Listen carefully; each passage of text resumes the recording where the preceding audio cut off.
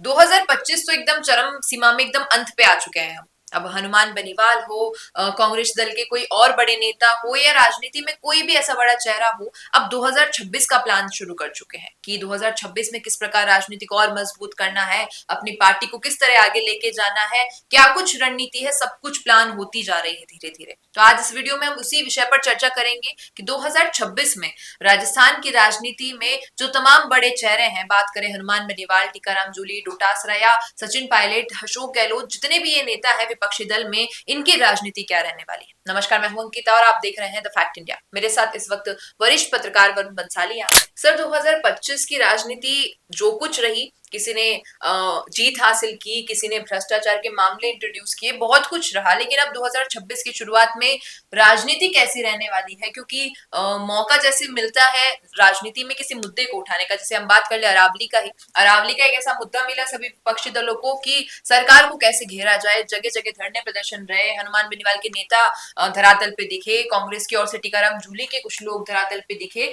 ये सारी चीज अगर मद्देनजर रखे तो कहीं ना कहीं वो लोग तैयारी कर रहे हैं 2026 की। इस पर आपकी क्या राय है? देखिए, समझने वाली बात यह है कि हमने 2026 में क्या कुछ होने वाला है इसकी सीरीज का आज पहला वीडियो हम कर रहे हैं।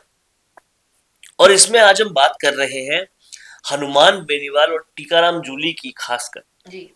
तो समझने वाली बात यह है कि साल खत्म होते होते विपक्ष जो मुद्दे ढूंढ रहा था, उन्हें एक बड़ा मुद्दा मिला कि मनरेगा का नाम जी राम जी कर दिया, लेकिन वहां इधर कुआं और उधर खाई वाली सिचुएशन थी। जी। जिसका साफ मतलब ये था कि अगर आप जी राम जी नाम का विरोध करते हो तो आप राम का विरोध कर रहे हो, और नहीं करते हो तो आप महात्मा गांधी का नाम बदल दिया तो कुछ नहीं कर रहे हो उसके लिए। तो उस मुद्दे पे कांग्रेस विपक्ष ज्यादा कुछ कर नहीं पाए। वोट चोरी का मुद्दा जो शुरू किया था बिहार से, बिहार इलेक्शंस में एक कहीं ना कहीं विपक्ष की ताकत बनाने के लिए, वो बहुत बुरी तरह से क्षतिग्रस्त हो गया, क्योंकि बिहार इलेक्शन अच्छे मैंडेट के साथ एनडीए जीत गया। वो मुद्दा उसके बाद कुछ बहुत ज्यादा चलने नहीं वाला था। फिर एक आखिरी कोशिश की 14 दिसंबर को एक बड़ी रैली करके, वहां पर भी लगा नहीं कि इसको और ज्यादा कैरी फॉरवर्ड किया जा सकता है। तो वो मुद्दा खत्म हो ही रहा था कि फिर ऑक्सीजन देते हुए अरावली का मुद्दा आया। अरावली के मुद्दे पर हर विपक्ष ने आंदोलन शुरू कर दिया, चाहे राजकुमार रोत हो, हनुमान बेनीवाल हो या कांग्रेस हो, सबने ऐलान कर दिया कि हम बड़ा आंदोलन करेंगे।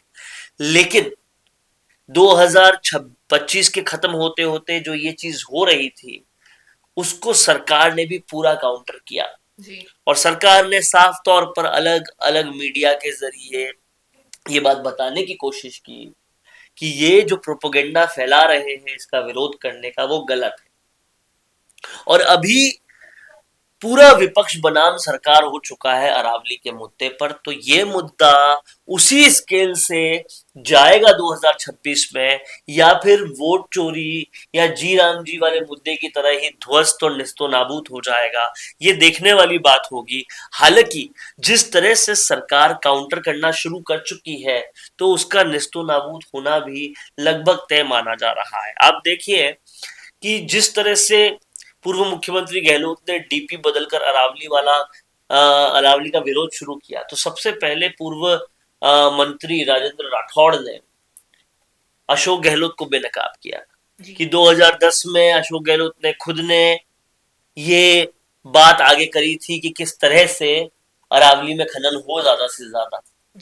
हालांकि तब सुप्रीम कोर्ट के डिसीजन के बाद वो नहीं हो पाया, लेकिन इच्छा तो उनकी भी थी, वो इच्छा एक्सपोज कर दी राजेंद्र राठौड़ ने।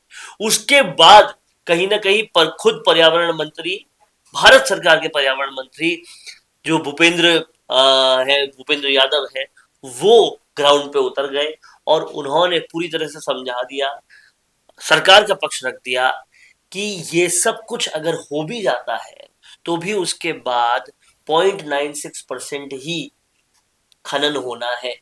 और इस बात को टीकाराम जूली ने मान भी लिया। उनका कहना है कि हाँ, ये सही है कि 0.96% ऑफ टोटल अरावली ही खनन होना है, लेकिन वो 0.96% 68,000 एकड़ होता है, जो कि बहुत ज्यादा भूमि है।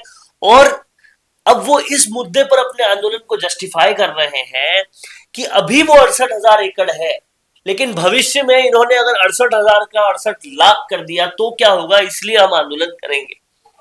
लेकिन सच्ची बात यह है, और कहीं ना कहीं इस बात को भूपेंद्र यादव समेत सरकार के अलग अलग पक्षों ने भी रखा है कि आज दिन तक भी 100 मीटर से नीचे की पहाड़ियां जो कि रिस्ट्रिक्टेड एरिया में नहीं है, जो कि 68,000 एकड़ ही है, उस पर भी खनन करने के लिए सुप्रीम कोर्ट ने इजाजत नहीं दी है।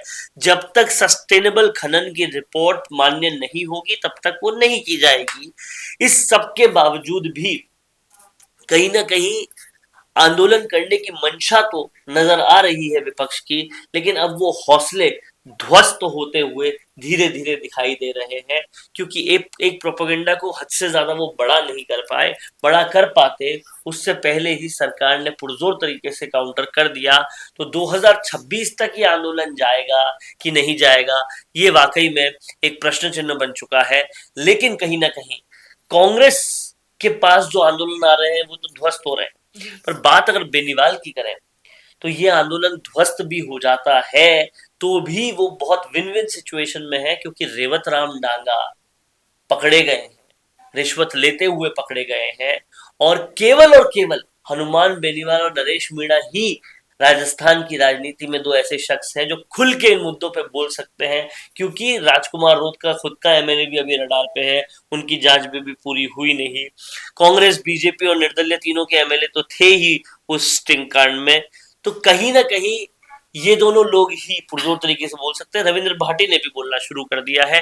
2026 का शुरुआत ये वाला जो मुद्दा है स्टिंग ऑपरेशन ऑफ एमएलए का, ये बड़ा करेगी। और अगर इस मुद्दे पर रेवतराम डांगा और रितु बनावत और जो जाटव है उनका इस्तीफा हो जाता है तो ये मामला और बड़ा होगा। उपचुनाव की घोषणा हो जाती है तो और भी बड़ा होगा।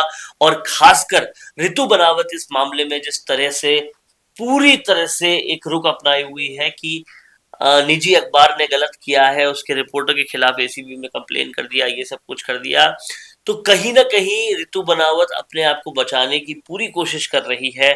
अब देखना ये होगा 2026 में कि ये ऊंट किस करवट बैठता है। बिल्कुल। कई जी। अब बात तो आपने कर ही ली कि 2026 की शुरुआत कैसी होगी, और अगर उपचुनाव हो जाते हैं तो सोने पर सुहागा वाली बात रहेगी, बेनीवाल के लिए हो या बाकी पार्टियों के लिए। लेकिन हम बात करें कि पंचायती राज चुनाव भी थोड़े वक्त बाद ही होंगे, तो क्या उस चुनाव की तैयारी के लिए भी इनकी रणनीति सेट होने वाली है? देखिए, हाईकोर्ट ने अभी तक अप्रैल तक की पूरी इजाजत दी है कि अप्रैल में आप करा सकते हो, अप्रैल तक तो आपको एक्सटेंड करना पड़ेगा। अप्रैल में अगर पंचायती राज चुनाव होते हैं तो देखना ये होगा कि वन स्टेट वन इलेक्शन का अपना एजेंडा सरकार पूरा कर पाती है या नहीं। उस वन स्टेट वन इलेक्शन का कर पाती अगर है तो पंचायती राज चुनावों के साथ साथ निकाय चुनाव भी होंगे, एक स्टेट में ही एक इलेक्शंस होंगे। और अगर वो चीज होती है तो ये देखने वाली बात होगी कि पंचायती राज चुनाव से पहले किस तरह से तीसरा मोर्चा हावी होता है, क्योंकि जब से सरकार की शुरुआत हुई तब से लेकर आज तक जो राजस्थान से जुड़े हुए मुद्दों के आंदोलन थे वो तीसरे मोर्चे ने ही किए ज्यादातर, चाहे खिचड़ी का मुद्दा हो, चाहे मुद्दा हो जोजरी का, चाहे मुद्दा हो एसआई भर्ती का, सब तीसरे मोर्चे नहीं किए। तो तीसरा मोर्चा क्या बाजी मारता है वो इस आंदोलन से पता चलेगा, पंचायती राज चुनाव में पता चलेगा। और ये पंचायती राज चुनाव 2028 का कहीं ना कहीं क्वार्टर फाइनल कह लीजिए या हाफ ईयरली कह लीजिए वो हो जाएंगे, जिससे साफ समझ में आएगा कि 2028 में तीसरे मोर्चे की क्या भूमिका होगी, वो कितना बड़ा होगा।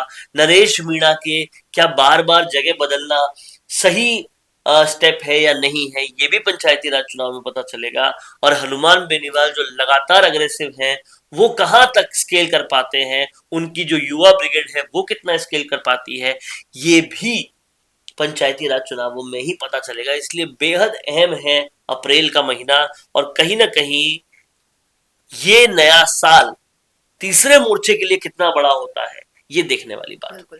अब सवाल आपसे भी है, क्या लगता है आपको, बताइएगा कमेंट में। पसंद आया हुआ ये वीडियो तो इसे लाइक करना, शेयर करना और हमारे चैनल द फैक्ट इंडिया को सब्सक्राइब करना ना भूलना। धन्यवाद। क्या आप भी करना चाहते हैं अपने गांव का नेतृत्व? आपका अपने गांव के लिए विकास का विजन क्या है? पंचायत में आपके होने से बदल सकती है आपके गांव की तस्वीर। तो आज ही अपने गांव की बात कीजिए द फैक्ट इंडिया के साथ। व्हाट्सएप कीजिए इस नंबर पर। ताज़ा खबरों के लिए विजिट करें द फैक्ट इंडिया।